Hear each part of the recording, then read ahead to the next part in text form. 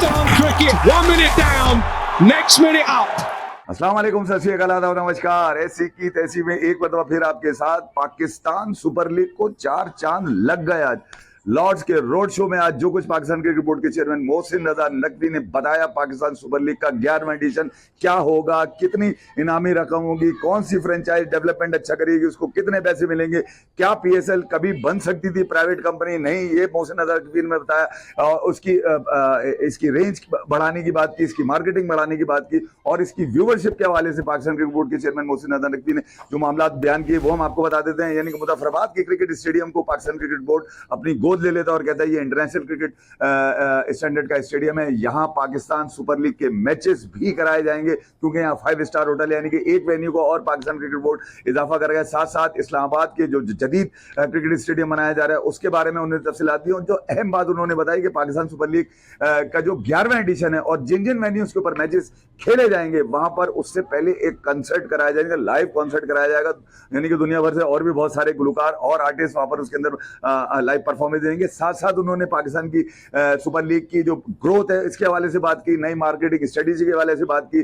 PSL जो है वो अब एक कंपनी की शक्ल इख्तियार कर जाएगी, यानी कि अब वो पाकिस्तान क्रिकेट बोर्ड के अंडर तो होगी, मगर एक शफकत का हाथ, जैसे बाप का हाथ होता है बेटे के ऊपर, उसी तरह का हाथ पाकिस्तान क्रिकेट बोर्ड के का पीएसएल के ऊपर रहेगा। साथ साथ उन्होंने ये भी बताया कि पाकिस्तान सुपर लीग में अब जो इनामी रकम होगी, जीतने वाली टीम को $5 लाख दिए जाएंगे, हारने वाली टीम को $3 लाख दिए जाएंगे और जो बेस्ट फ्रेंचाइज होगी जिसकी डेवलपमेंट बड़ी जबरदस्त होगी ड्यूरिंग पीएसएल गेम्स, उसको $2 लाख के इनाम से नवाजा जाएगा। यही कुछ नहीं, इसके अलावा और भी कुछ उन्होंने पाकिस्तान सुपर लीग के हवाले से बात की, जहां पर रमीज राजा साबिक चेयरमैन वो भी मौजूद थे, वसीम अकरम जो कई दफा एडवाइजर रह चुके हैं, बाबर आजम वहां मौजूद थे, हारिस रऊफ वहां मौजूद थे, साहबजादा फरहान वहां मौजूद थे और कई एक दीगर नाम उसके अंदर मौजूद थे। मगर पाकिस्तान क्रिकेट बोर्ड के चेयरमैन मोहसिन रजा नकवी की जानिब से जो कुछ कहा गया पाकिस्तान सुपर लीग 11 के अंदर 2 नई टीमों के एडिशन के हवाले से, उन्होंने कहा कि टेंडर हो गया और 2 नई टीम्स का ऐलान बहुत जल्द कर दिया जाएगा और दिसंबर से इसके ऊपर तमाम कार्रवाई डाल दी जाएगी। इस मरतबा पाकिस्तान सुपर लीग का जो 11वां एडिशन है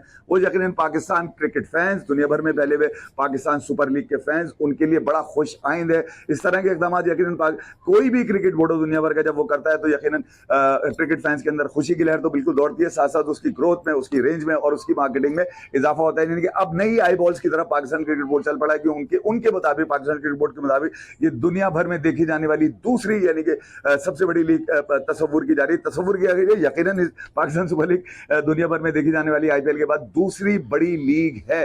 साथ साथ पाकिस्तान क्रिकेट बोर्ड ने ये तो इकदाम लिए, साथ साथ उन्होंने जो फ्रेंचाइजीज हैं, जो आने वाली फ्रेंचाइजीज हैं नई, उनके हवाले से भी और चीजें बात की और साथ साथ आने वाले वक्तों में आपको दिसंबर तक इन तमाम तफसीलात से आगाह कर दी जा रही है। यानी कि ये जो इकदाम है पाकिस्तान क्रिकेट बोर्ड के चेयरमैन मोहसिन रजा नकवी के इंतहाई खुशाइंद है और बहुत बहुत मुबारक हो पाकिस्तान पीएसएल के सीईओ, खास तौर पे सलमान नसीर के, जो इस वक्त पाकिस्तान क्रिकेट बोर्ड के सीईओ भी हैं। वो बाद में जब कंपनी बनती है तो कौन उसको किसके पास इख्तियारात होंगे, कौन उसको चेयरमैन बनेगा, इसके बारे में अभी कुछ कहा नहीं जा सकता, इसके ऐलानात भी बहुत जल्दी कर दिए जाएंगे। मगर दूसरी तरफ लंदन ही पहुंच गए विराट कोहली, यानी कि वो उनके बारे में कहा जा रहा था कि वो ओडीआई सीरीज के बाद जो है जनाब विजय हजारे ट्रॉफी खेलेंगे। वो तमाम खबरें जो थी वो झूठी साबित हुई। मुझे याद है मैंने अपनी 3-4 दिन पहले की वीडियो के अंदर इस बारे में इशारा किया था कि विराट कोहली किसी के पाबंद नहीं है, विराट कोहली किसी का ऑर्डर नहीं लेते, विराट कोहली ना अजीत अगरकर ना गौतम गंभीर इनकी बातों में नहीं आएंगे, भले बीसीसीआई उन पर कितना भी दबाव डाले। विराट कोहली ने एक जहन बना लिया, मैच खेलो वापस लंदन चले आओ।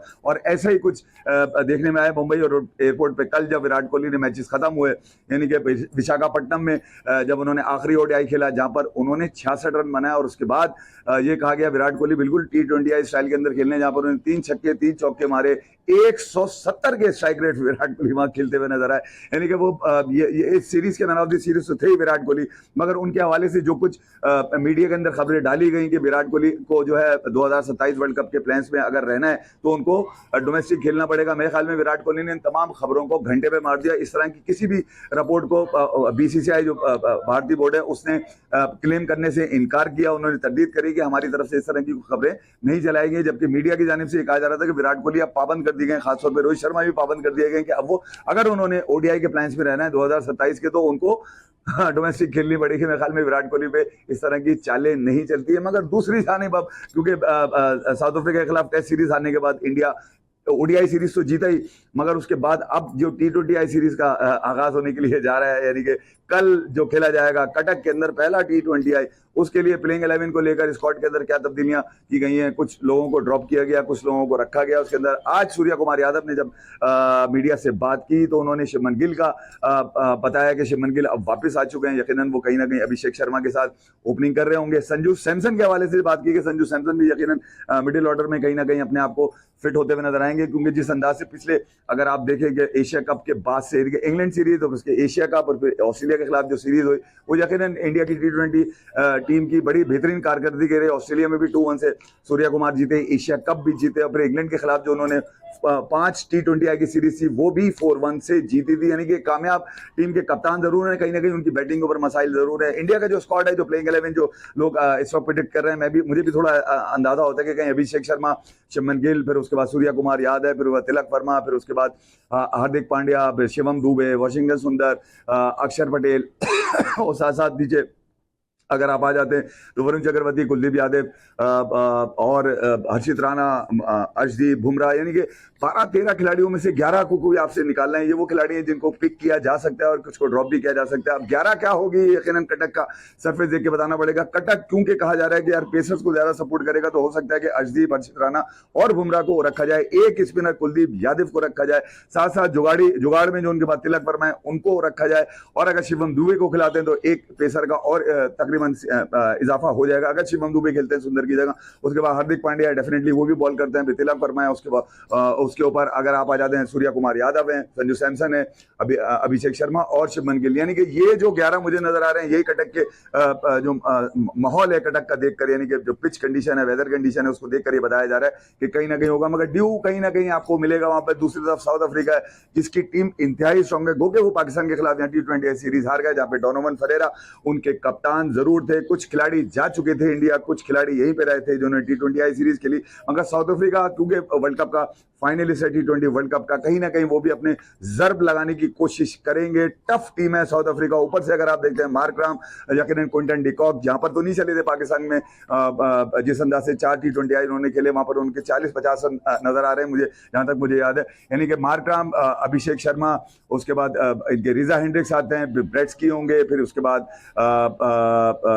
नीचे डिवाल्ड ब्रेविस आ जाते हैं, फिर उसके बाद लिंडे आ जाते हैं, फिर इनके बाद डोनोवन फरेरा आ जाते हैं। तो साउथ अफ्रीका अगर देखा जाए तो उनका बॉलिंग अटैक आनिश नॉटके के आने के बाद, क्योंकि वेटरन बॉलर हैं, 1 साल के बाद उनकी वापसी हुई है इस स्क्वाड के अंदर, कहा जा रहा है कि कटक के अंदर उनको शायद मौका दिया जाए। यानी कि आनिश नॉटके के आने के बाद यकीनन कहीं ना कहीं साउथ अफ्रीका बॉलिंग में तो सॉलिड होगा, क्योंकि साउथ अफ्रीका की जो अपनी लीग होती है उसके अंदर आनिश नॉटके की परफॉर्मेंस जबरदस्ती, 10 मैचेस में 17 विकेटें उन्होंने ली हुई हैं। तो south Africa versus India Cuttack में ये कहना बिल्कुल गलत होगा कि यार कौन सी टीम जो है वो ये टीम जीत सकती है, ये टीम जीत सकती है। दोनों ही टीमें वर्ल्ड कप का फाइनलिस्ट हैं। इंडिया जीत गया था, साउथ अफ्रीका हार गया। देखना ये होगा कि कटक के अंदर किस तरह से सूर्या कुमार यादव टीम को लड़ाते हैं। कहीं ना कहीं साउथ अफ्रीका इस वक्त इस सीरीज में, यानी कि ODI, T20I और टेस्ट सीरीज में कहीं ना कहीं डोमिनेंस अपना शो कर रहा है। ये देखना होगा कि कटक के अंदर किस तरह से वर्ल्ड चैंपियंस इंडिया अपने आप को बचाने में कामयाब होती है। क्योंकि साउथ अफ्रीका बैटिंग, बॉलिंग और मिडिल में इनके पास जबरदस्त बंदे हैं जो यकीनन कहीं ना कहीं इंडिया के लिए मुश्किलात कर सकते हैं। अब क्या इंडिया का प्लेइंग 11 होगा, जो कुछ मैंने आपसे सजेस्ट किया, हो सकता है इसके अंदर से 1-2 लोग आगे पीछे हो, मगर कटक के बाद जहां बाकी 4 मैचेस खेले जाएंगे वो यकीनन प्लेइंग 11 में कोई ना कोई तब्दीलियां करेगी। सूर्या कुमार यादव अपनी जीत को यकीनी बनाएंगे, क्योंकि जीती हुई टीम है इंडिया। देखा जाए तो कटक का ये T20I बआसानी जीत लेगी, मगर साउथ अफ्रीका इस वक्त जो इंडिया का टूर कर रही है वो यकीनन डिफरेंट मोड के अंदर कर रही है। मैच बड़ा इंटरेस्टिंग होगा, स्टे ट्यून। ऐसी की तैसी में इतना ही। Thank you very much. लाफिज। Pakistan cricket, 1 minute down, next minute up.